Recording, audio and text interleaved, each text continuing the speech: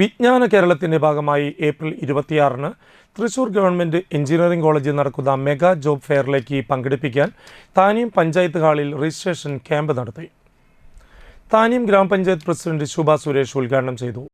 ജനകീയ വിജ്ഞാന കേരളം ജനകീയ ക്യാമ്പയിൻ എല്ലാ ജില്ലകളിലും നടന്നുകൊണ്ടിരിക്കുകയാണ്. രജിസ്ട്രേഷനൊക്കെ തുടങ്ങി. നമ്മുടെ പഞ്ചായത്തിൽ ഒരു 1340ഓളം ഉദ്യോഗാർത്ഥികൾ ഉദ്യോഗത്തിന് വേണ്ടി രജിസ്റ്റർ ചെയ്തിരിക്കുകയാണ്.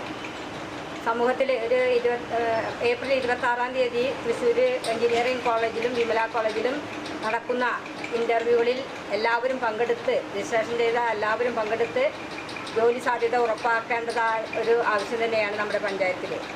പല ആളുകളും ജോലിയില്ലാതെ കുറേയേറെ കോഴ്സുകളൊക്കെ പഠിച്ച് ഡിഗ്രിയൊക്കെ എടുത്ത് വീടുകളിലിരിക്കുന്ന പല യുവാക്കളൊക്കെ ഉണ്ട്. അവർക്കൊക്കെ ഉള്ളൊരു നല്ലൊരു ചാൻസാണ് ഇന്നത്തെ ഈ വിജ്ഞാന കേരളത്തിലെ തൊഴിലവസരങ്ങൾക്ക് വേണ്ടി രജിസ്ട്രേഷൻ നടക്കുന്നത്. വൈസ് പ്രസിഡന്റ് OS അഷ്റഫ് അധ്യക്ഷനായി.